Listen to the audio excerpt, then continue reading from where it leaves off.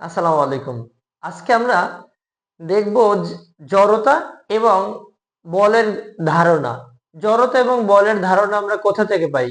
সাধারণত পেছনের অধ্যায়ে আমরা বেগ, সরণ, ত্বরণ, অতিক্রান্ত দূরত্ব এবং এদের মধ্যে সম্পর্ক নির্ণয় করা শিখেছি। এই অধ্যায়ে আমরা শিখব বল প্রয়োগ করে কিভাবে বেগের পরিবর্তন করা যায়। তো আজকে প্রথমেই আলোচনায় থাকছে জড়তা এবং বলের ধারণা কোথা থেকে পাই? নিউটনের প্রথম সূত্র থেকে পাই। প্রথমে আমরা যদি একটু এই নিউটনের প্রথম সূত্র যেহেতু বলা আছে, আমরা নিউটনের সূত্রগুলো কোথা থেকে পেলাম? 1687 সালে স্যার আইজ্যাক নিউটন তার অমর গ্রন্থ Philosophiae Naturalis Principia Mathematica Philosophiae Philosophiae Philosophiae Naturalis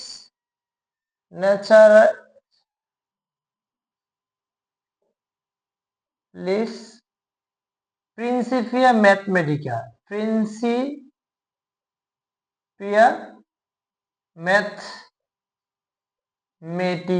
Mathematica অর্থাৎ 1687 সালে sir Isaac Newton Isaac Newton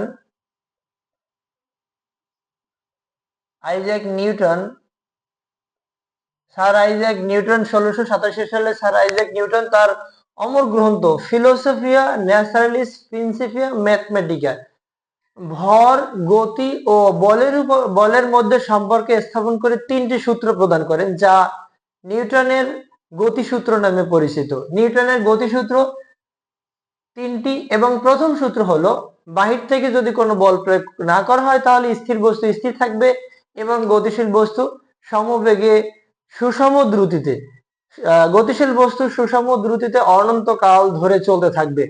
অর্থাৎ বাহ্যিক বল প্রয়োগ না করলে স্থির বস্তু স্থির থাকবে এবং গতিশীল বস্তু সুষম দ্রুতিতে চলতে থাকবে।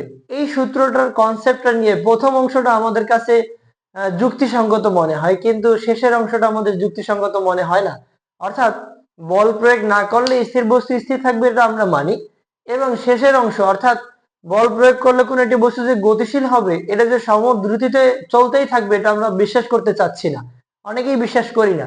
কিন্তু বিষয়টা হলো, যদি ঘর্ষণীল এমন একটা জায়গা বা একটা পথ তৈরি করা যায়, বস্তুটাকে একবার বল প্রয়োগ করলে সেটা সমদ্রুতিতে অনন্তকাল চলতেই থাকবে। আসলে এটা বাস্তব, ঘর্ষণের কারণে বস্তু থেমে যায়। এরপরে দ্বিতীয় সূত্র, বস্তুর ভরবেগের পরিবর্তনের হার প্রযুক্ত বলের সমানুপাতিক। বল যেদিকে কাজ করে বস্তুর ভরবেগের পরিবর্তনও সেদিকে ঘটে। এখন আমি যদি বেশি বল প্রয়োগ করি বস্তুর ভরবেগের পরিবর্তন বেশি হবে, আমি যদি কম বল প্রয়োগ করি তাহলে বস্তুর ভরবেগের পরিবর্তন কম হবে। এটা ছিল দ্বিতীয় সূত্রের কনসেপ্ট। তৃতীয় সূত্রটা অনেকটা আমরা সবাই জানি, আমাদের বিভিন্ন কাজে ওতপ্রোতভাবে জড়িত। প্রত্যেক ক্রিয়ার একটা সমান ও বিপরীত প্রতিক্রিয়া আছে, অর্থাৎ প্রত্যেক ক্রিয়ার একটা সমান ও বিপরীত প্রতিক্রিয়া ছিল। প্রত্যেক ক্রিয়ার একটা সমান ও বিপরীত প্রতিক্রিয়া আছে। এই ছিল নিউটনের তিনটা সূত্র, এবং এই নিউটনের গতি বিষয়ক তিনটা সূত্র আমরা জেনে নিলাম। এবারে প্রথম সূত্র থেকে যে আমরা জড়তার ধারণাটা পেলাম, জড়তা মানে কি? স্থির বস্তু স্থির থাকবে, এই বস্তু যে অবস্থায় আছে সে অবস্থায় থাকতে চাওয়ার যে প্রবণতা, সেটাকে জড়তা বলে। অর্থাৎ জড়তাটা কি? বস্তু তার ধর্মকে অক্ষুণ্ণ রাখতে চাওয়ার যে প্রবণতা। যেমন ফ্যানকে যদি আমরা সুইচ দিয়ে দিই, সুইচ দিলে কিন্তু সাথে সাথেই খুব স্পিডি চলে না, একটু আস্তে আস্তে করে এরপরে ফাস্ট হয়। তার মানে এটা স্থির ছিল, স্থির থাকতে চায়। এরপরে যদি চলন্ত ফ্যান যদি আমরা সুইচ বন্ধ করে দিই, ইলেকট্রিসিটি অফ করে দেই, তখন কিন্তু ইনস্ট্যান্টলি ধাম করে বন্ধ হয়ে যায় না, একটু পরে সময় নিয়ে বন্ধ হয়ে যায়। অর্থাৎ গতি জড়তার কারণে এই ফ্যানটা সহজেই মানে বন্ধ হয়ে যেতে পারে না, একটু বন্ধ হতে সময় লাগে। এবারে অনেক সময় আমরা দেখা যায় যে আমরা যখন গিয়ে স্থির বাসে বা গাড়িতে উঠি, তখন যখন গাড়ি চলতে শুরু করে তখন কিন্তু আমরা পিছনের দিকে হেলে পড়ি। কেন হেলে পড়ি? অর্থাৎ আমরা যখন বাসে চড়ি তখন আমাদের বাস সংলগ্ন আমাদের শরীর কিন্তু গতিশীল হয়ে যায়, তখন আমাদের শরীরের উপরের অংশ কি স্থির হয়ে যায়। তাই স্থির জড়তার কারণে নিচের অংশের তুলনায় পিছনের অংশ পিছিয়ে পড়ে, উপরে নিচের অংশের তুলনায় উপরের অংশ একটু পিছিয়ে পড়ে, তাই আমাদের শরীরের উপরের অংশ পিছনের দিকে ঝুঁকে যায়। আবার দেখা যায় যখন নির্দিষ্ট গন্তব্যস্থানে আমরা পৌঁছাই তখন কিন্তু বাস বাস থেমে যায়। বাস থেমে গেলে বা চলন্ত একটি বাস যদি হঠাৎ করে বন্ধ করে দেওয়া হয় তখন কিন্তু যাত্রীরা সামনের দিকে একটু ঝুঁকে পড়ে। কেন ঝুঁকে পড়ে? বাস যখন চলন্ত থাকে তখন বাস সংলগ্ন মানুষের শরীরে গতিশীল হয়ে যায়, যখন বাস হঠাৎ করে বন্ধ করে দেয় তখন কিন্তু বাস সংলগ্ন মানুষের নিচের অংশ গতি স্থির হয়ে যায়, বাস সংলগ্ন মানুষের নিচের অংশ স্থির হয়ে যায় এবং উপরের অংশ তখনও গতিশীল থাকে। তাই নিচের অংশের তুলনায় উপরের অংশ কিন্তু একটু সামনে এগিয়ে যায়। তাই মানুষ যখন ব্রেক করা হয়, বাস যখন ব্রেক করে তখন মানুষ সামনের দিকে বা যাত্রীরা সামনের দিকে ঝুঁকে পড়ে। তো আজকে আমরা এই বলের ধারণা এবং এই জড়তা সম্বন্ধে এই বিষয়গুলো একটু দেখলাম। বল সম্বন্ধে যা প্রয়োগ করলে স্থির বস্তু স্থির স্থির বস্তু গতিশীল হয় বা হতে চায়। জড়তা জড়তা হলো, এবারে আমরা যদি একটু বল নিয়ে কথা বলি, বলের ধারণা অর্থাৎ যা প্রয়োগ করলে স্থির বস্তু গতিশীল হয় বা হতে চায় এবং গতিশীল বস্তু স্থির হয় বা হতে চায় তাকে আমরা বল বলি। অর্থাৎ বল প্রয়োগ করে কোনো বস্তুকে আমরা অবস্থানের পরিবর্তন করতে পারি, বা তার মানে আজকে আমরা দেখলাম যে আসলে জড়তা এবং বল, বল হলো যা প্রয়োগের ফলে বস্তুর গতির পরিবর্তন করা যায়, যা প্রয়োগের ফলে বস্তুর অবস্থানের পরিবর্তন করা যায়, অর্থাৎ যা প্রয়োগ করে বস্তুর অবস্থান গতিকে চেঞ্জ করা যায়, আকৃতি চেঞ্জ করা যায়, অর্থাৎ যা প্রয়োগের ফলে স্থির বস্তু গতিশীল হয় বা হতে চায় বা গতিশীল বস্তু স্থির হয় বা হতে চায় তাকে বল বলে।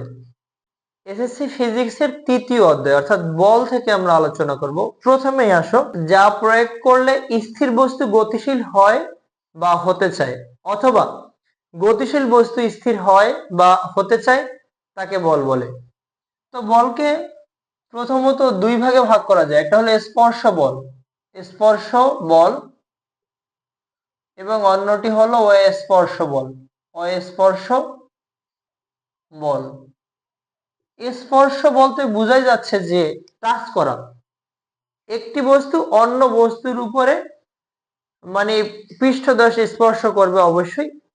অর্থাৎ যদি দুটি বস্তু যদি দুটি বস্তুর প্রত্যক্ষ সংযোগ ঘটে বা প্রত্যক্ষ সংযোগের ফলে যে বল সৃষ্টির জন্য দুটি বস্তুর প্রত্যক্ষ সংযোগের প্রয়োজন হয় তাকে স্পর্শ বল বলে। অর্থাৎ স্পর্শ বল হলো দুটি বস্তুর যদি ভৌত সংস্পর্শে আসে, একটি বস্তু অন্য বস্তুর উপর যে বল ক্রিয়া করে তাকে স্পর্শ বল বলে। যেমন আমার হাতে কলম আছে, কলম দিয়ে আমি হাত দিয়ে কলমটাকে ধরলাম, এটা স্পর্শ বল।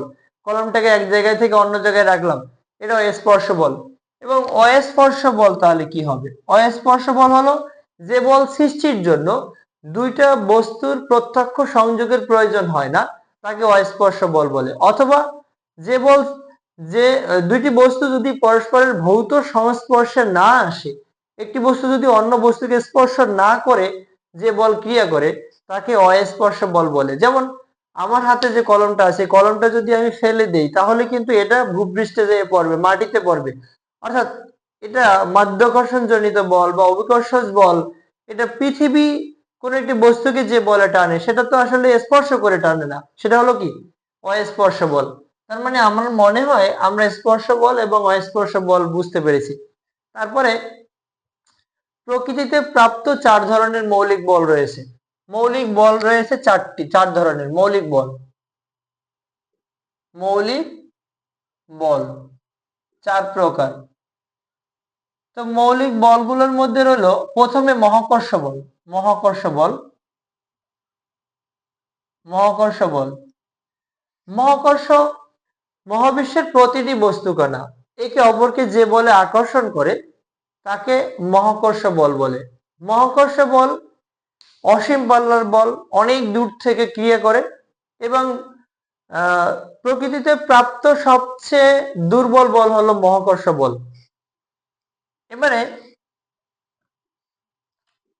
তড়িৎ চৌম্বক বল, তড়িৎ চৌম্বক বল, তড়িৎ চৌম্বক বল, চৌম্বক বল। তড়িৎ চৌম্বক বল কি?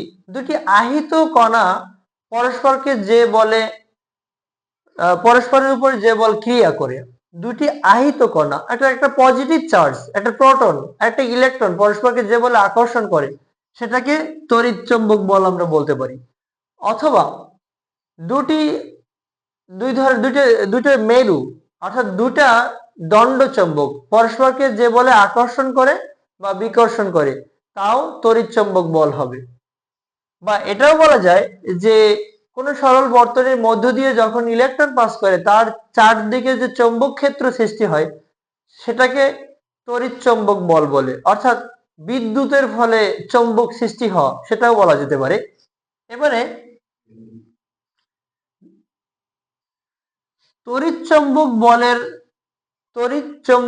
বল অনেকটা দুর্বল বল, তবে মহাকর্ষ এটাকে মাঝারি বল বলা হয়। মহাকর্ষ বলের চেয়ে শক্তিশালী, কিন্তু দুর্বল নিউক্লিয় বলের চেয়ে দুর্বল। অর্থাৎ এর তীব্রতা মহাকর্ষ বলের চেয়ে বেশি, কিন্তু দুর্বল নিউক্লিয় বলের চেয়ে কম। এবারে মৌলিক আরেকটা বল হলো দুর্বল নিউক্লিয় বল। দুর্বল নিউক্লিয় বল যেহেতু নিউক্লিয় বল কথাটা রয়েছে, তার মানে নিউক্লিয়াসের মধ্যকার বা ভেতরকার যে বল, অর্থাৎ স্বল্প মাত্রার এবং স্বল্প পাল্লার যে বল নিউক্লিয়াসের মধ্যে বিদ্যমান মৌলিক কণিকার মধ্যে যে বল ক্রিয়া করে, অর্থাৎ যে স্বল্প মাত্রার এবং স্বল্প পাল্লার বল নিউক্লিয়াসের মধ্যে বিদ্যমান মৌলিক কণিকাগুলোর মধ্যে ক্রিয়া করে, তাকে দুর্বল নিউক্লিয় বল বলে। সোজাসাপটা বলা যায় যে স্বল্প পাল্লার এবং স্বল্প মাত্রার যে বল মৌলিক কণিকাগুলোর মধ্যে আবদ্ধ থাকে বা ক্রিয়া করে, তাকে দুর্বল নিউক্লিয় বল বলে। অর্থাৎ মৌলিক কণিকা কোথায় থাকে? নিউক্লিয়াসে থাকে। এই জন্যই তো এটাকে নিউক্লিয় বল বলা হলো। এবারে এই দুর্বল নিউক্লিয় বলের কারণেই নিউক্লিয়াস অস্থিতিশীল হয়। অস্থিতিশীল হওয়ার কারণে সাধারণত এখান থেকে তেজস্ক্রিয় রশ্মি, বিটা রশ্মি বের হয়। অর্থাৎ এই তেজস্ক্রিয় রশ্মি দুর্বল নিউক্লিয় বলের কারণে নিউক্লিয়াস যেহেতু অস্থিতিশীল হয়, এখান থেকে কিন্তু ফিউশন বিক্রিয়া সংঘটিত হয়। এখান থেকে বিটা ডিকে হয়। এই বলের পাল্লা 10⁻⁻16, অর্থাৎ এই বলের পাল্লা অনেক বেশি না। এই বলের পাল্লা 10⁻⁻16, অর্থাৎ এই বলের তীব্রতাটা যদি বলি, এই বলের তীব্রতাটা হলো এক্স্যাক্টলি তড়িৎচৌম্বক বলের চেয়ে বেশি, কিন্তু সবল নিউক্লিয় বলের চেয়ে কম। এবারে মৌলিক বলের মধ্যে শেষ যে আরেকটা বল রয়েছে, সেটা হলো সবল নিউক্লিয় বল।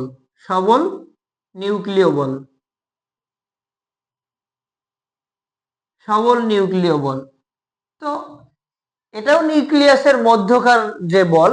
সবল মানে পৃথিবীর মধ্যে সবচেয়ে যে শক্তিশালী বল, সেটাকে কাউন্ট করা হয় সবল নিউক্লিয় বল। এই সবল নিউক্লিয় বল হলো প্রোটন এবং নিউট্রনের মধ্যকার যে বল। এখন আমরা কিন্তু এক্স্যাক্টলি পরমাণুর অস্তিত্বই পেতাম না যদি এই সবল নিউক্লিয় বলটা না থাকতো। সবল নিউক্লিয় বলটা আসলে তাহলে কি? যেমন একটি প্রোটন একটা নিউট্রনকে যে বলে আকৃষ্ট করে রাখে বা আবদ্ধ থাকে, একটা নিউক্লিয়াসের মধ্যে যে প্রোটন এবং নিউট্রন যে বলে আবদ্ধ থাকে, তাকে কিন্তু সবল নিউক্লিয় বল বলে। এখন প্রোটন পজিটিভ চার্জ যুক্ত, ইলেকট্রন নেগেটিভ চার্জ যুক্ত। নিউক্লিয়াসের মধ্যে অবস্থানকারী প্রোটন এবং নিউট্রন, ইলেকট্রন অনুমোদিত কক্ষপথে বৃত্তাকার মানে পথে ঘুরতে থাকে। এখন ইলেকট্রন কিন্তু প্রোটনকে পেতে চায়, প্রোটন আবার ইলেকট্রনকে পেতে চায়। তাহলে ইলেকট্রন যদি প্রোটনকে বের করতে পারতো, অথবা প্রোটন যদি ইলেকট্রনকে ভেতরে ঢুকাতে পারতো, তাহলে কিন্তু পরমাণুর কোনো অস্তিত্ব আমরা খুঁজে পেতাম না। অন্যদিকে প্রোটন এবং নিউট্রনের মধ্যকার এই শক্তিশালী বলের কারণে প্রোটন ইলেকট্রনের আকর্ষণে বাহিরে বের হতে পারে না, বা ইলেকট্রন প্রোটনকে আকর্ষণ করে ভেতরে নিয়ে যেতে পারে না। অর্থাৎ বলা যাচ্ছে যে সবচেয়ে সবল বল অর্থাৎ শক্তিশালী বল হচ্ছে সবল নিউক্লিয় বল। সবল নিউক্লিয় বলের পাল্লা হলো 10⁻⁻⁻, এই 15, অর্থাৎ নিউক্লিয়াসের ব্যাসার্ধের মধ্যেই এই বলটা কাজ করে, এর বাইরে এই বলের কোনো কাজ নেই। এবং দুর্বল নিউক্লিয় বলের তীব্রতা হলো 10⁻⁻16।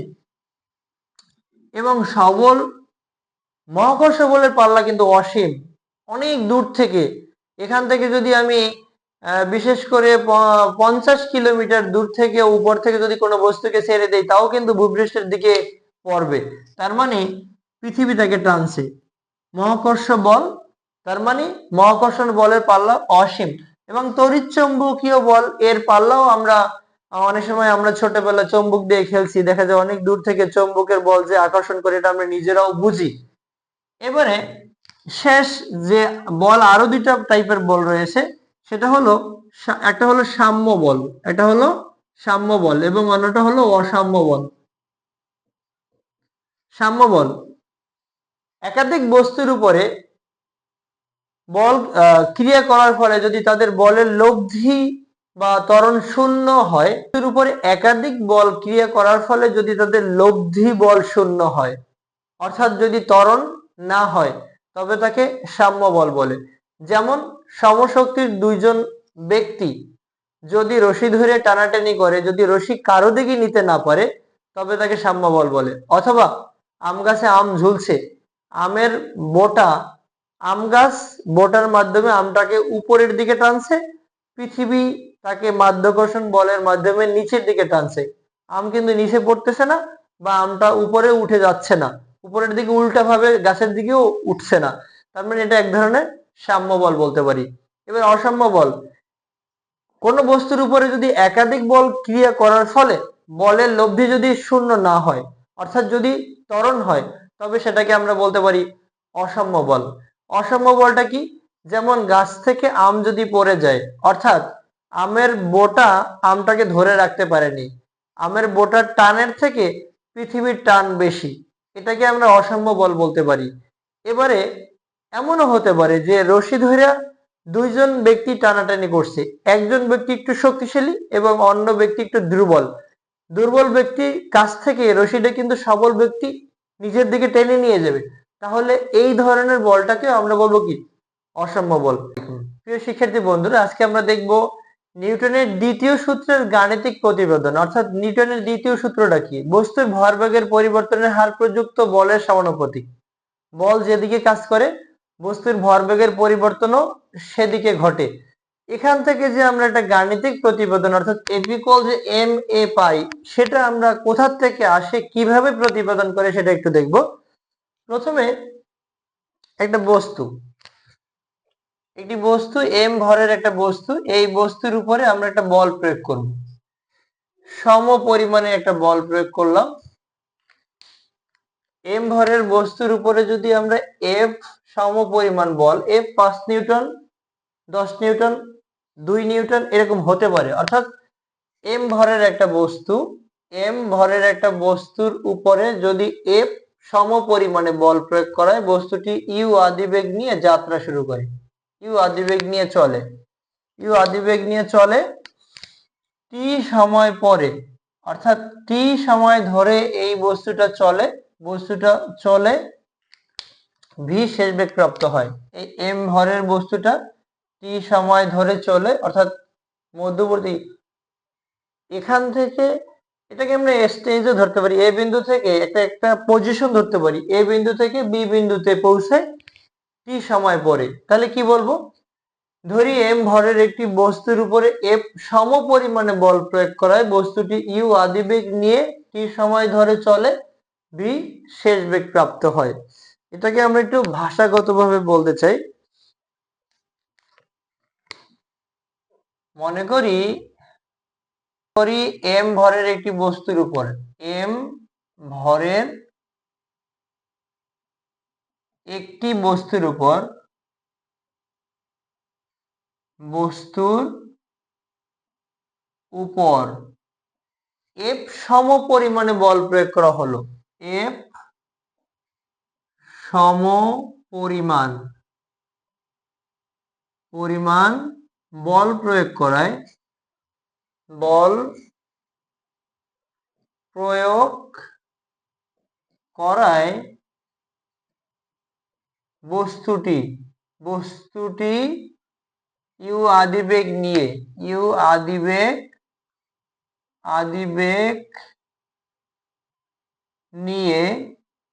টি সময় ধরে চলে। এখানে এই কথাটা আমরা ভাষাগতভাবে লিখতে চাই, ইউ আদিবেগ নিয়ে টি সময় ধরে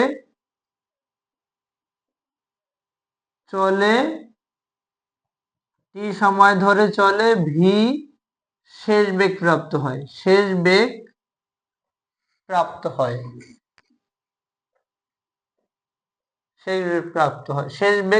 হয়।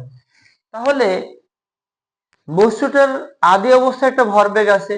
আমরা জানি ভরবেগের গুণফলকে ভরবেগ বলে, মোমেন্টাম বা ভরবেগের গুণফলকে ভরবেগ বলে। তাহলে এই শুরুতে বস্তুর ভর এবং বেগ আছে, তাহলে ভরবেগের গুণফলকে ভরবেগ বলে। তাহলে আমরা বলবো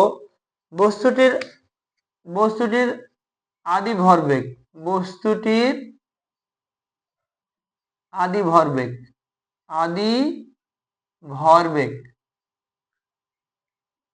mu, বস্তুটির শেষ ভরবেগ অর্থাৎ টি সময় পরে যে একটা বেগ আছে শেষ বেগ, এবং ভরের দুইটার গুণফল শেষ ভরবেগ mv। এবারে বলবো টি সময় পরে বস্তুটির ভরবেগের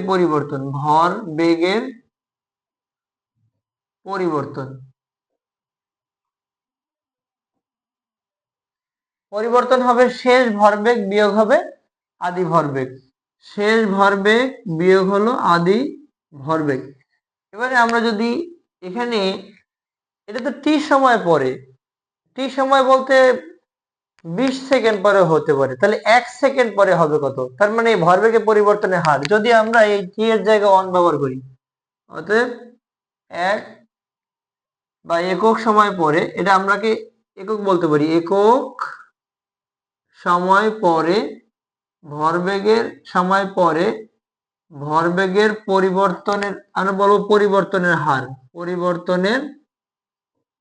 পরিবর্তনের হার মানে সময় দ্বারা ভাগ।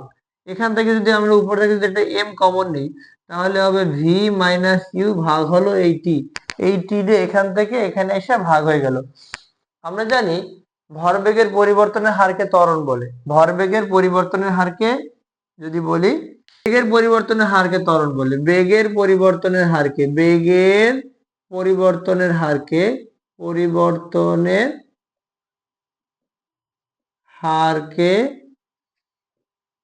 ত্বরণ বলে।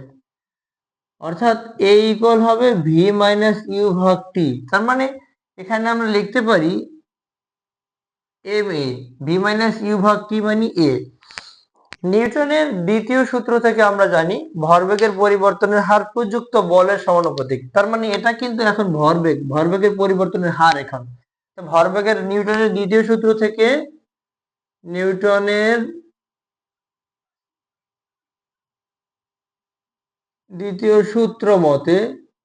সূত্র হতে ভরবেগের পরিবর্তনের হার প্রযুক্ত বলের সমানুপাতিক। অর্থাৎ যে পরিমাণে বল প্রয়োগ করা হবে, বল যত বেশি প্রয়োগ করা হবে ভরবেগের পরিবর্তন তত বেশি হবে, এবং ভরবেগের পরিবর্তন সেদিকে ঘটবে যেদিকে বল প্রয়োগ করা হবে। তো এখানে আমরা সেই কথাটা বলছি না, আমরা শুধু এই সূত্রটা প্রতিপাদন করার জন্য বলছি যে নিউটনের দ্বিতীয় সূত্র মতে ভরবেগের পরিবর্তনের হার প্রযুক্ত বলের সমানুপাতিক, মানে বল যত বেশি প্রয়োগ করা হবে ভরবেগের পরিবর্তন তত বেশি হবে। তাহলে এফ সমানুপাতিক চিহ্ন এম এ সমানুপাতিক এফ হবে। এখন আমরা যদি এই সমীকরণ থেকে এই সমীকরণে সমানুপাতিক চিহ্নটা উঠাই দেই, তাহলে একটা ধ্রুবক আসবে কে। নিলাম কে একটি সমানুপাতিক ধ্রুবক, কে সমানুপাতিক ধ্রুবক।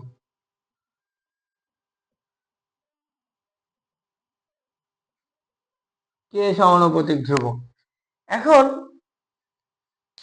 এমকেএস পদ্ধতিতে অর্থাৎ আমরা এই বাম সমীকরণের বাম পাশ এবং ডান পাশের এমন ভাবে এককটা স্থাপন করব যাতে কে এর মান 1 হয়। অর্থাৎ এমকেএস পদ্ধতিতে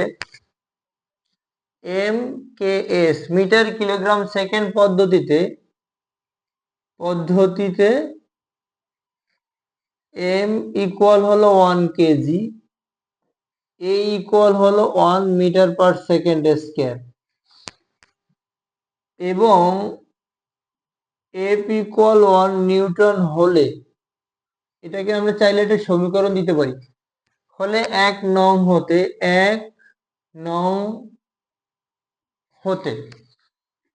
হতে বাম পাশ এর মান হলো 1, এম এর মান হলো 1, এর মানও হলো 1, তাহলে 1 ইন্টু 1 ইকুয়াল 1 ইন্টু কে। তো ফাইনালি কে ইকুয়াল হলো কি 1 হলো। এবারে আমরা কে এর মান 1 নং সমীকরণে ব্যবহার করব। কে এর মান 1 নং এ বসাই, কে এর মান 1 নং এ বসাই, তার মানে 1 নং এ যদি বসাই তাহলে আমরা পেলাম কি এম এ ইকুয়াল এফ, তার মানে কে এর মান তো 1। তো ফাইনালি আমরা বলতে পারি এফ ইকুয়াল এম এ, যেটা আমাদের এই নিউটনের দ্বিতীয় সূত্র গতির সমীকরণ, নিউটনের গতির সমীকরণ অর্থাৎ গতি সমীকরণ থেকে যে গাণিতিক প্রতিপাদনটা পাই F equal M A.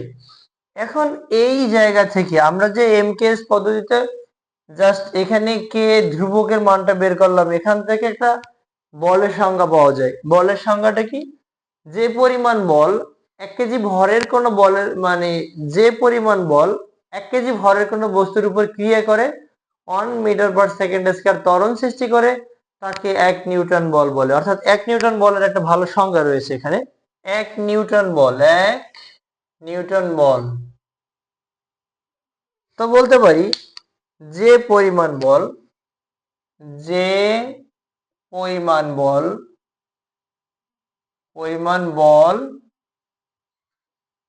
1 KG ভরের কোনো বস্তুর উপর ক্রিয়া করে, 1 কেজি ভরের কোনো বস্তুর উপর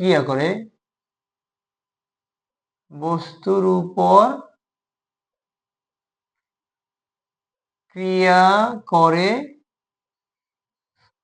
1 মিটার পার সেকেন্ড স্কয়ার ত্বরণ সৃষ্টি করে। যে পরিমাণ বল, কতটুকু বল তা আমরা জানি না, 1 কেজি ভরের কোনো বস্তুর উপর ক্রিয়া করে 1 মিটার পার সেকেন্ড স্কয়ার ত্বরণ সৃষ্টি করে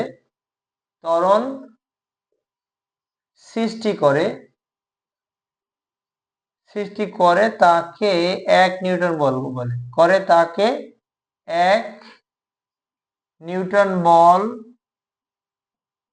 বলে।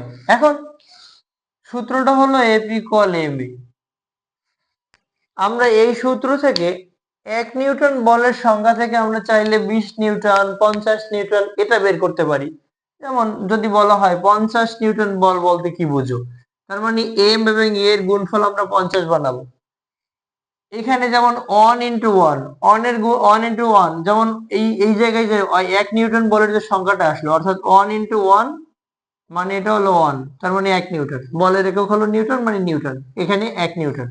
যদি এখন আমরা এটা করি এফ ইকুয়াল এম এ সমীকরণে, যদি কোশ্চেনটা এমন হয় যে 20 নিউটন বল বলতে কি বুঝো, তার মানে আমরা এটাকে এরকম করতে পারি 20 ইন্টু 1 করতে পারি, অথবা 1 ইন্টু এই 20 করতে পারি, বিভিন্ন ভাবে করতে পারি, অথবা 2 ইন্টু 10 করতে পারি, অথবা 4 ইন্টু 5 করতে পারি।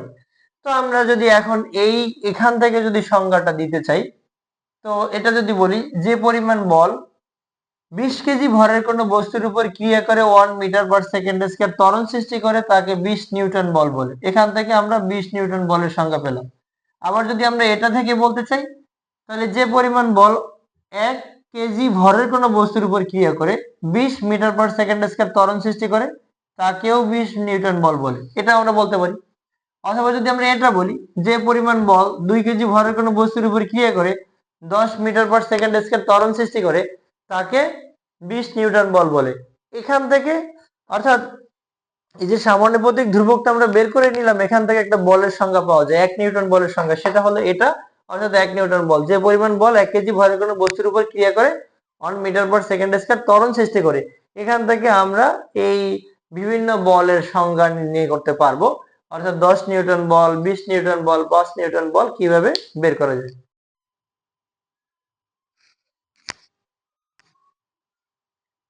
ছোট একটা প্রতিবেদন আমরা দেখব, নিউটনের দ্বিতীয় সূত্র থেকে প্রথম সূত্রের প্রতিবেদন। অর্থাৎ দ্বিতীয় সূত্রটার গাণিতিক রূপ ছিল কি, F equal M A. F equal M A, এই সূত্র থেকে আমরা দেখতে চাই প্রথম সূত্রটা ছিল থিওরিক্যাল। থিওরিটা কি, বাহ্যিক বল প্রয়োগ না করলে, অর্থাৎ বাহির থেকে যদি কোনো বল প্রয়োগ করা না হয় তাহলে স্থির বস্তু স্থিরই থাকবে এবং গতিশীল বস্তু সমদ্রুতিতে সরল রেখায় অনন্তকাল চলতেই থাকবে বা সরল রেখা বরাবর চলতেই থাকবে। তো আমরা এই দ্বিতীয় সূত্র থেকে জানি এফ ইকুয়াল এম এ। এখন আমরা যদি এই এ কে ভাঙাই দিই, এ মানে ত্বরণ, ত্বরণকে ভাঙলে পাবো ভি মাইনাস ইউ ভাগ হলো টি, এটা পাবো। এবারে যদি আর গুণন করে দেই তাহলে f t equal m into v minus u হবে। এখন বাহির থেকে যদি বল প্রয়োগ না করা হয়, অর্থাৎ এফ ইকুয়াল 0 হলে, বাহ্যিক বল প্রয়োগ না করলে এফ ইকুয়াল 0 হলে, তাহলে 0 ইন্টু টি ইকুয়াল হবে m into v minus u. তাহলে 0 ইকুয়াল হবে m into v minus u. এখন এই এম এই বাম পাশে আসলে ভাগ হয়ে যাবে, 0 ভাগ এম মানে তো 0ই হবে। তার মানে লেখা যায় 0 ইকুয়াল ভি মাইনাস ইউ। তো ফাইনালি ইউ ইকুয়াল ভি। এখানে আমরা একটু লিখে রাখবো যে এম নট ইকুয়াল 0। কেন নট ইকুয়াল 0 হবে, অর্থাৎ কোন বস্তুর ভর তো 0 হতে পারে না। এখানে ভাগ হয়ে 0 হয়েছে সেটা ঠিক আছে, বাট ন্যাচারালি কোন বস্তুর ভর 0 হতে পারে না। তাহলে আমরা এখন বলতে পারি বস্তুটা যদি স্থির থাকে তার মানে আদিবেগ 0 হলে শেষ বেগ 0 হবে, u is equal to v. এবারে যদি বস্তুটা চলে, টি সময় পরে আসলে আদিবেগ যা হবে শেষ বেগও তাই হবে। তাহলে বলা যায় যে বাইরে থেকে বল প্রয়োগ না করলে, অর্থাৎ বাহ্যিক বল প্রয়োগ না করলে স্থির বস্তু স্থিরই থাকবে। স্থির থাকলে আদিবেগ যা হবে 0 হলে শেষ বেগও 0 হবে। এবারে যদি চলতে থাকলে, হ্যাঁ, টি সময় পরে আদিবেগ যা হবে শেষ বেগও তাই হবে। অর্থাৎ স্থির বস্তু স্থির থাকবে এবং গতিশীল বস্তু সমদ্রুতিতে অনন্তকাল চলতে থাকবে বা সরল রেখা বরাবর চলতেই থাকবে। আসসালামু আলাইকুম প্রিয় শিক্ষার্থী বন্ধুরা, আজকে আমরা দেখব বল থেকে ভরবেগের সংরক্ষণশীলতার সূত্রটা দেখব। ভরবেগের সংরক্ষণশীলতার সূত্রটা দেখার আগে আমাদের ভরবেগের সংরক্ষণশীলতার সূত্রটা প্রতিপাদন করার আগে আমাদের মাথায় রাখতে হবে যে এখানে ক্রিয়া প্রতিক্রিয়া ছাড়া অন্য কোনো বল কাজ করবে না। এখানে সংঘর্ষ বল নাই, মহাকর্ষ বল থাকবে না, অভিকর্ষ বল থাকবে না, আদার্স কোনো বলই থাকবে না। এখানে শুধু ক্রিয়া এবং প্রতিক্রিয়া বলটা কাজ করবে। তো ভরবেগের সংরক্ষণশীলতার সূত্র, একাধিক বস্তুতে, অর্থাৎ এখানে 2টা 3টা বা 4টা বস্তু নিয়ে কাজ করা যেতে পারে। 2টা বস্তু মানে একের অধিক বস্তু নিয়ে কাজ করতে হবে। 2টা বস্তু নিয়ে যদি আমরা কাজ করি, একাধিক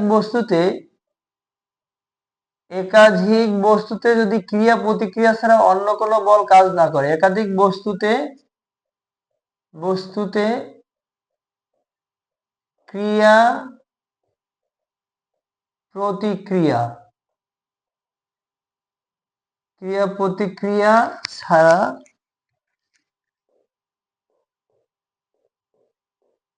যদি অন্য কোনো বল কাজ না করে, যদি অন্য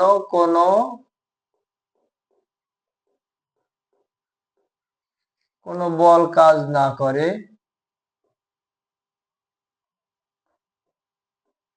করে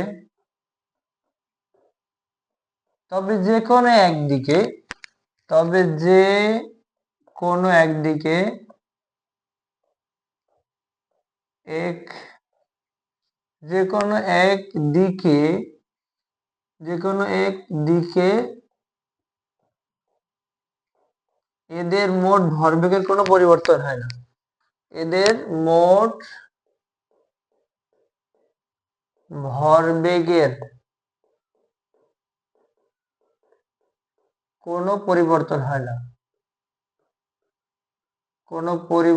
হয় না।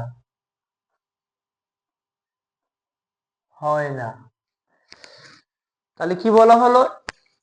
একের অধিক বস্তু থাকতে পারে, একাধিক বস্তুতে ক্রিয়া প্রতিক্রিয়া ছাড়া যদি অন্য কোনো বল কাজ না করে তবে যে কোনো একদিকে এদের মোট ভরবেগের কোনো পরিবর্তন হয় না, যেটাকে আমরা ভরবেগের সংরক্ষণশীলতার সূত্র হিসেবে জানি। এখন এখানে একটা পয়েন্ট আছে, ক্রিয়া এবং প্রতিক্রিয়া। এখানে যেটা হবে, প্রথম বস্তু দ্বিতীয় বস্তুকে একটা বল প্রয়োগ করবে, দ্বিতীয় বস্তু আবার স্টেবল থাকার জন্য প্রথম বস্তুর উপরে আবার সমপরিমাণ একটা বল প্রয়োগ করবে বিপরীত দিক থেকে, যেটাকে সাধারণত ক্রিয়া প্রতিক্রিয়া বল বলা হয়। আমরা দুইটা বস্তু চিন্তা করি, পি এবং কিউ দুটি বস্তু। পি একটা বস্তু, একটা সরল রেখা বরাবর চলছে বা রাস্তা দিয়ে চলছে, এটা আমরা চিন্তা করতে পারি।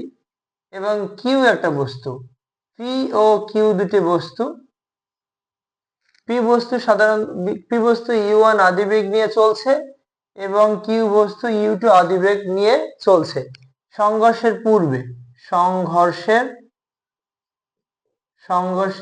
পূর্বে। কিন্তু এখানে u1 আদিবেগ u2 আদিবেগের চেয়ে বেশি বড়, অর্থাৎ পি বস্তুর আদিবেগ কিউ বস্তুর আদিবেগের চেয়ে বড় হলে পি এবং কিউ বস্তু কোন একটা সময় তাদের ভিতরে সংঘর্ষ ঘটবে। তো সংঘর্ষের সময় দুইটা বস্তু তাদের পৃষ্ঠদেশ স্পর্শ করবে এবং দুইটা বস্তু দুই দিকে ছিটকে যাবে। পি বস্তুটা এই দিকে চলে আসবে এবং কিউ বস্তুটা এই দিকে চলে যাবে। সংঘর্ষের ফলে পি বস্তু ঠিক কিউ বস্তুর উপরে যে একটা বল প্রয়োগ করবে সেটাকে আমরা বলবো ক্রিয়া বল, যেটা হলো F1, এবং কিউ বস্তুটা স্টেবল থাকার জন্য ঠিক ইকুয়ালি একটা বল প্রয়োগ করবে, কিন্তু সেটা বিপরীতমুখী, যেটাকে আমরা বলবো F2। এটাকে আমরা বলছি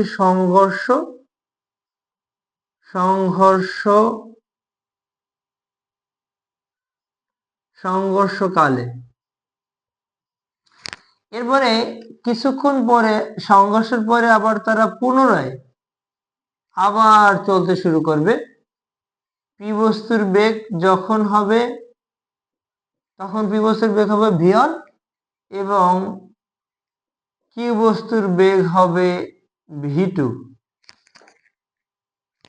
তাহলে আমরা একটু ভাষাগতভাবে বলতে চাই, এটাকে ধরি পি ও কিউ দুটি বস্তু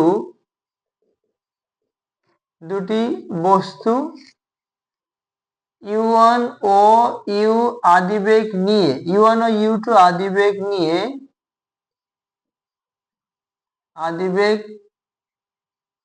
নিয়ে যেখানে u1 বড় হবে u2 এর চেয়ে, নিয়ে একই সরলরেখা বরাবর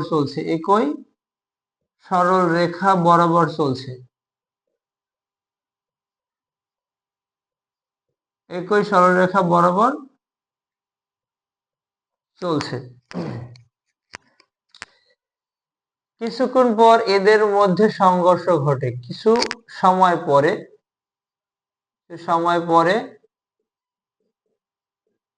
এদের মধ্যে সংঘর্ষ ঘটে।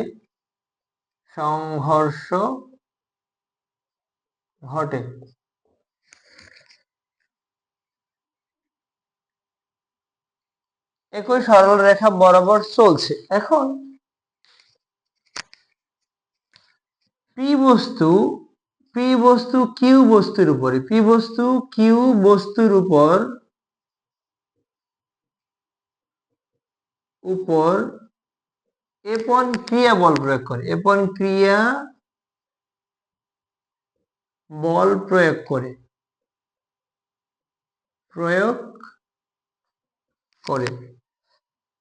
এবং কিউ বস্তু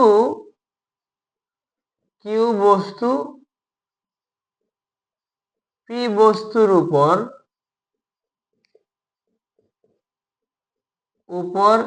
F2 প্রতিক্রিয়া বল প্রয়োগ করে,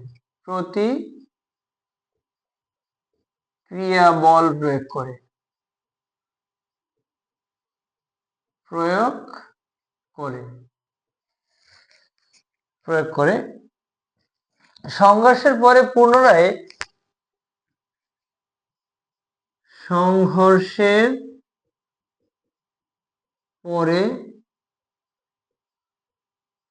পুনরায় পি ও কিউ বস্তু V1 ও V2 বেগ নিয়ে চলে এবং এদের ত্বরণ ঘটে, যেহেতু এখানে বেগের পরিবর্তন ঘটে এবং এদের ত্বরণ হয় A1 ও A2, অর্থাৎ যেহেতু এদের বেগের পরিবর্তন হয় তাহলে এখানে ত্বরণও হয়, তাই ত্বরণ হলো A1 এবং A2। তো ধরে নিলাম পি কিউ দুটি বস্তু, P1 বস্তুটা U1 আদিবেগ নিয়ে চলছে, কিউ বস্তুটা U2 আদিবেগ নিয়ে চলছে। এখন পি বস্তুর আদিবেগ কিউ বস্তুর আদিবেগের চেয়ে বেশি হওয়ার কারণে কিছু সময় পরে এদের মধ্যে সংঘর্ষ ঘটবে। পি বস্তু কিউ বস্তুর উপরে F1 ক্রিয়া বল প্রয়োগ করবে এবং কিউ বস্তু একইভাবে পি বস্তুর উপরে আরেকটা বল প্রয়োগ করবে, সেটাকে আমরা প্রতিক্রিয়া বল বলবো। কিছুক্ষণ পরে এরা আবার পুনরায় একই সরলরেখা বরাবর V1 এবং V2 বেগ নিয়ে চলবে। এই যে বেগের পরিবর্তনটা হলো, এই কারণে এদের একটা ত্বরণ সৃষ্টি হবে, যেটা হলো A1 এবং A2। এখন এখানে যে আমরা ক্রিয়া এবং প্রতিক্রিয়া বল পেলাম, তাহলে নিউটনের তৃতীয় সূত্র থেকে আমরা বলতে পারি ক্রিয়া এবং প্রতিক্রিয়া বল সমান এবং বিপরীতমুখী। F1 সমান আমরা লিখতে পারি -F2। এখন নিউটনের দ্বিতীয় সূত্র থেকে আমরা জানি, দ্বিতীয় সূত্রের প্রতিপাদন থেকে F = ma, তাহলে আমরা এটা দ্বিতীয় বস্তুর ক্ষেত্রে লিখতে পারি m1 a1 ইকুয়াল হইছে -m2 a2। এখন এখানে একটা পয়েন্ট, আমরা দুটি বস্তুর মধ্যে যে সংঘর্ষ ঘটে, ধরি সংঘর্ষ কাল হলো t, ধরি সংঘর্ষ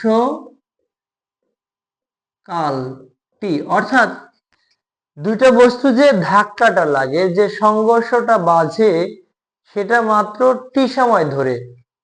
তো এটা এখন আমরা যদি এই ত্বরণটা অর্থাৎ এটাকে ভাঙাই লিখি, তো এ সমান লেখা যায় V1 - U1 ভাগ হলো T মাইনাস A2 তাহলে হবে কি V2 - U2 ভাগ হলো T, অর্থাৎ এটা হলো প্রথম বস্তুর ত্বরণ এবং এটা হলো দ্বিতীয় বস্তুর ত্বরণ। বা যদি আমরা উভয় পাশ থেকে টি বাদ দিয়ে দিতে পারি এবং এটাকে গুণ দিয়ে লিখলে m1 v1 m1 u1 equal, আমরা এই মাইনাসটা এইটা আগে লিখবো, মাইনাসে মাইনাসে প্লাস, তাহলে কি হবে m2 u2 মাইনাস, এইটা পরে লিখবো প্লাসে মাইনাসে মাইনাস m2 v2। এখন আমরা শেষ বেগ যুক্ত রাশিকে একদিকে রাখি, বা m1 v1 প্লাস হলো m2 v2 ইকুয়াল, এটাকে আমরা ডান দিকে নিয়ে যাব, m2 u2 প্লাস হলো m1 u1। তো ফাইনালি আমরা লিখতে পারি যে m1 u1 প্লাস হলো m2 u2 ইকুয়াল হলো m1 v1 প্লাস হলো m2 v2।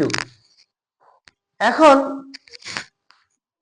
এই যে একটা আমরা যে থিমটা পেলাম, একাধিক বস্তুতে ক্রিয়া প্রতিক্রিয়া ছাড়া অন্য কোনো বল কাজ না করলে যে কোনো এক দিকে এদের মোট ভরবেগের কোনো পরিবর্তন হবে না, অর্থাৎ বস্তু দুটির আদি ভরবেগের সমষ্টি শেষ ভরবেগের সমষ্টির সমান হবে। এখানে এরকম কোনো, আমি কিন্তু ভরের কথা কিছু বলিনি, কিন্তু ভরের কথাও উল্লেখ করার দরকার আছে, অর্থাৎ পি বস্তুর ভর হবে m1, কিউ বস্তুর ভর হবে m2। তার মানে সংঘর্ষের পূর্বে পি এবং কিউ দুটি বস্তুর ভরবেগের সমষ্টি সংঘর্ষের পরে, মানে এই যে শেষ ভরবেগ, সংঘর্ষের পরে মোট ভরবেগের সমান হবে। এটা ভরবেগের সংরক্ষণশীলতার সূত্রের গাণিতিক রূপ। এখন মাঝে মাঝে আমরা এই এই এটা এটা এমন ভাবে ম্যাথ করতে হয়, দেখা যায় যে দুইটা বস্তু সংঘর্ষের পরে মিলিত হয়ে যায়। যদি মিলিত হয়ে যায় তখন দুইটা বস্তুর একটা বেগ থাকে, যদি একটা বেগ থাকে তাহলে এটা আমরা কিভাবে করি, যায় যে দুইটা বস্তু সংঘর্ষের ফলে মিলিত হয়ে যায়, একটা অন্যটার সাথে যুক্ত হয়ে যায়, তখন সেপারেট কোনো বেগ থাকে না, তখন বেগ থাকে একটা। একটা বেগ থাকলে তখন আমাদের যা করতে হবে যে এখানে আমাদের এই v1 সমান v2 সমান v, একটা v নিতে হবে। তখন এটা আমরা বলতে পারি যে m1 plus u1 m2 plus u2 সমান হলো এখানে v into m1 plus m2। এটাকে আমরা আরো লিখতে পারি, এটা দুইটার ভর যোগ করেও লিখতে পারি, অর্থাৎ এটা হলো মিলিত বস্তুর বেগ। যদি সংঘর্ষের ফলে দুইটা বস্তু মিলিত হয়ে যায় তখন মিলিত বস্তুর বেগ এই সমীকরণের মাধ্যমে করতে হবে। এরপরে এই সমীকরণের মাধ্যমে অর্থাৎ সংরক্ষণশীলতার সূত্রের মাধ্যমে আমরা বুলেটের অঙ্ক করতে পারি। বন্দুক, যদি আমরা এখান থেকে ধরে নিই বন্দুকের ভর হলো ক্যাপিটাল এম এবং বন্দুকের বেগ হলো ক্যাপিটাল ভি, এবং ছোটটা এখানে বড়টা ধরে নিলাম আমরা বন্দুক, এখানে এই এই যে m1 u1 এটাকে আমরা বন্দুকের ক্ষেত্রে কাউন্ট করলাম, অর্থাৎ এমটাকে ধরলাম ক্যাপিটাল এম ধরে নিলাম বন্দুকের ভর, এবং এই ভি মানে এখানে ইউ এর জায়গায় আমরা ভি বললাম, ক্যাপিটাল ভি এটা বন্দুকের বেগ বললাম। এবারে এই জিনিসটা অর্থাৎ m2 এর জায়গায় স্মল m লিখবো, অর্থাৎ এটা গুলির ভর, এবং u2 মানে গুলির বেগ, মানে এটা ছোট এই জন্য স্মল লেটার। এখন যেহেতু বন্দুকের মধ্যেই গুলি আছে এই জন্য বন্দুকের ভরবেগ এবং গুলির ভরবেগের সমষ্টি জিরো হবে, সমষ্টি জিরো হবে। কেন জিরো হবে? এখনো তো গুলিটি ছোড়া হয়নি, গুলিটি ছোড়া হয়নি এই জন্য স্টেবল অবস্থায় আছে, কোনো ধাক্কা বল প্রয়োগ করে নেই, অর্থাৎ এখানে প্রতিক্রিয়া কোনো বল নাই। তার মানে কি, অর্থাৎ বন্দুকের মধ্যে যেহেতু গুলি আছে এখানে কোনো বল প্রয়োগ করা হয়নি, এই জন্য বন্দুকের ভর এবং বন্দুকের ভরবেগ যোগ হয়েছে গুলির ভরবেগ ইকুয়াল জিরো হবে, এই সমষ্টি জিরো। এখন যদি বন্দুক থেকে গুলি বের করে দেওয়া হয়, অর্থাৎ এখানে যদি ট্রিগার চেপে দেওয়া হয় তাহলে বন্দুক থেকে গুলি বের হয়ে যাবে, তখন যেটা হবে অর্থাৎ capital M small v capital M capital V equal হবে মাইনাস এম ভি, অর্থাৎ এখন যেটা হলো অর্থাৎ বন্দুকের ভরবেগ এখন গুলির ভরবেগ ইকুয়াল হলো মাইনাস গুলির ভরবেগ। অর্থাৎ এখন যদি আমরা করি এইখানে আমরা যদি মান বসাই তাহলে দুইটাই কিন্তু সমান এবং বিপরীতমুখী হবে। এই যে একটা ধাক্কা দেয় গুলিটা, যদি বন্দুক থেকে যখন গুলিটা বের হয়ে যায় তখন কিন্তু বন্দুকটাকে ধাক্কা দেয়, এই ধাক্কার কারণেই বন্দুক পিছনের দিকে চলে আসে, পিছনের দিকে চলে আসে। এখান থেকে আমরা আসলে বন্দুকের পশ্চাৎ বেগ বের করতে পারি, বন্দুকের ভর বের করতে পারি, গুলির ভর বের করতে পারি, ইভেন অনেক সময় যদি গুলির বেগ না দেওয়া থাকে তাও বের করতে পারি। অর্থাৎ এই সূত্রের মাধ্যমে আমরা কিন্তু বন্দুকের যে কোনো ম্যাথ গুলা করতে পারি, সহজে করতে পারি, খুব ইজি প্রসেসে করতে পারি। এবারে আমরা ভরবেগের সংরক্ষণশীলতার সূত্রটা থেকে আমরা গতিশক্তির সংরক্ষণশীলতার সূত্রটা একটু দেখব, যে এখান থেকে কিভাবে গতিশক্তির সংরক্ষণশীলতার সূত্রে যাওয়া যায়। যেমন ভরবেগের সংরক্ষণশীলতার সূত্র ছিল u1 প্লাস হলো m2 u2 ইকুয়াল হলো m1 v1 প্লাস হলো m2 v2। এখন এটা কি মিন করে, অর্থাৎ শক্তি যে অবিনশ্বর, শক্তির সৃষ্টি বা বিনাশ নাই, শক্তি কেবল এক রূপ থেকে অন্য রূপে রূপান্তরিত হতে পারে। অর্থাৎ যেমন সংঘর্ষের পূর্বে আদি ভরবেগের সমষ্টি সংঘর্ষের পরে শেষ ভরবেগের সমষ্টির সমান হবে। এখন এখান থেকে শক্তির মানে গতিশক্তির সংরক্ষণশীলতার একটা সূত্রটা আমরা দেখব। চতুর্থ অধ্যায়ে আমরা দেখব যে গতিশক্তি সাধারণত ই কে অথবা টি দ্বারাও প্রকাশ করা যেতে পারে। টি অথবা ই কে যাই বলে না কেন, হাফ এম ভি স্কয়ার। তো আমরা এই ক্ষেত্রে প্রথম বস্তুটার ক্ষেত্রে যদি এই সূত্রটা অ্যাপ্লাই করি, তাহলে এটার গতিশক্তির সমীকরণ হবে হাফ m1 u1 স্কয়ার, এবং দ্বিতীয় বস্তুটার ক্ষেত্রে গতিশক্তি হবে হাফ m2 u2 স্কয়ার। এবং এখান থেকে প্রথম বস্তুটির গতিশক্তি হবে, প্রথম বস্তুটির শেষ গতিশক্তি হবে half m1 v1 square plus half m2 v2 square. তার মানে ম্যাক্সিমাম সময় আমাদের এই অঙ্কটা করতে হয় এরকম করে যে ভরবেগ সংরক্ষিত থাকলে গতিশক্তি সংরক্ষিত থাকবে কিনা, এই টাইপের বেশ কিছু ম্যাথ আমাদের করতে হয়। তার মানে ভরবেগের জন্য আমরা তো উপরের ইকুয়েশনটা ইউজ করব, এবং গতিশক্তির সংরক্ষণশীলতার জন্য আমরা এই নিচের সমীকরণটা প্রয়োগ করব।